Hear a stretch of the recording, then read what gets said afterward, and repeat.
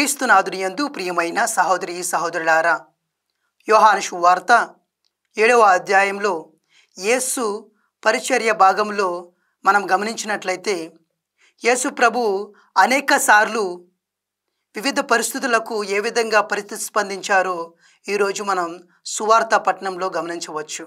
యేసు ప్రభు అనేక సార్లు బహిరంగముగా బోధించడానికి వచ్చినప్పటికీ మరి కొన్నిసార్లు సరైన సమయం కోసం వేచి ఉండడం మనం గమనించవచ్చు. యోహాను సువార్త 7వ అధ్యాయము 1వ వచనం నుంచి 2వ వచనం వరకు మనం గమనించినట్లయితే యేసు ప్రభు గలిలయలోనే ఉండిపోవడం మనం చూడవచ్చు. ఎందుకని యేసు ప్రభు గలిలయలోనే ఉండిపోయారు అంటే, యేసు ప్రభు చేసే ప్రతి పనిలో కూడా దేవుని యోచన ప్రకారమే చేసి ఉన్నారు. అనేక మంది యూదులు యేసు ప్రభును చంపడానికి ప్రయత్నించారు. అది తెలుసుకున్నటువంటి యేసు ప్రభువు ఆ రోజు గలిలయలోనే ఉండడం మనం గమనించవచ్చు. ఇది మనకు ఒక గొప్ప పాఠాన్ని నేర్పిస్తూ ఉంది. అది ఏమిటి అంటే, దేవుడు నిర్ణయించిన సమయానికి మనము కట్టుబడి జీవించాలి. ప్రియమైన సహోదరి సహోదరులారా, అనేక మార్లు మనం దేవుని పనిని చేయడానికి కంగారు పడుతూ ఉంటాం. కానీ దేవుడు నిర్దేశించిన సమయాన్ని మనం గ్రహించలేకపోతూ ఉంటాం.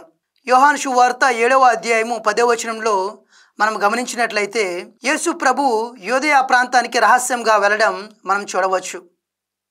మరి ఎందుకని యేసు ప్రభు యూదయ ప్రాంతానికి రహస్యంగా వెళ్ళారు అంటే, ఆ రోజు తన సోదరులు ఆ పండుగకు వెళ్ళినప్పుడు యేసు ప్రభువు రహస్యంగా వెళ్ళారు.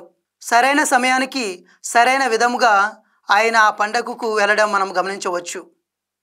ప్రియమైన సహోదరి సహోదరులారా, దీని నుండి మనం గ్రహించాల్సింది ఏమిటి అంటే, మనం గొప్పవారు అయినప్పటికీ మనం సరైన సమయంలో సరైన విధముగా దేవుని కార్యాన్ని చేయలేకపోతే అది ఫలించదు. మరి 3వ అంశముగా యోహాను సువార్త 7వ అధ్యాయము 25వ వచనం నుంచి 27వ వచనం వరకు మనం గమనించినట్లయితే యేసు ప్రభువు బహిరంగముగా ప్రసంగించడం గురించి వివరిస్తూ ఉన్నది. అక్కడ ఉన్నటువంటి అనేక మంది యూదులు యేసు ప్రభుని చూసి, ఈయననే కదా అనేక మంది యూదులు చంపాలని ప్రయత్నిస్తున్నది, అధికారులు ఈయనను క్రీస్తులా గుర్తిస్తున్నారా, ఈయననే కదా నిజమైన క్రీస్తు అని సందేహించు ఉన్నారు. ప్రియమైన సహోదరి సహోదరులారా, దీనిని బట్టి మనం గ్రహించవచ్చు, యేసు ప్రభువుకి అనేక మంది శత్రువులు ఉన్నారు.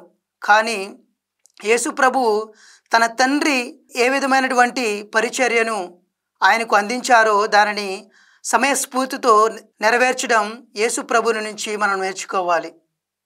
ప్రియమైన సహోదరి సహోదరులారా, వారికి ఉన్నటువంటి సాంప్రదాయాలు నమ్మకాన్ని బట్టి అవే ఆధారంగా చేసుకొని నిజమైన మస్సయ్య రాకడ ఎలా ఉంటుందో వారు గుర్తెరిగి ఉన్నారు. కాబట్టి యేసు ప్రభు రాకడను వారు అంగీకరించలేకపోయారు. ప్రియమైన సహోదరి సహోదరులారా, నిజమైన క్రైస్తవ భక్తుడిగా ఉండాలంటే దేవుని యొక్క ప్రణాళికను మన జీవితంలో గుర్తెరగాలి. దేవుడు ఏర్పరిచిన సమయాలను మనం ముందుగానే దేవుని ద్వారా తెలుసుకోవాలి.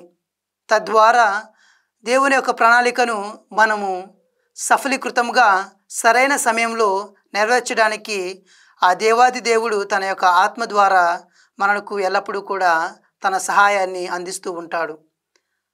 కాబట్టి ప్రియమైన సహోదరి సహోదరులారా, దేవుని యొక్క కార్యాన్ని చేయడానికి విచక్షణ జ్ఞానాన్ని, మంచి ఆలోచన భావాన్ని కలిగించమని ఆ దేవాది దేవుణ్ణి నిండు మనసుతో పరిపూర్ణ హృదయంతో అడిగి వేడుకుందాం. ఆమెన్.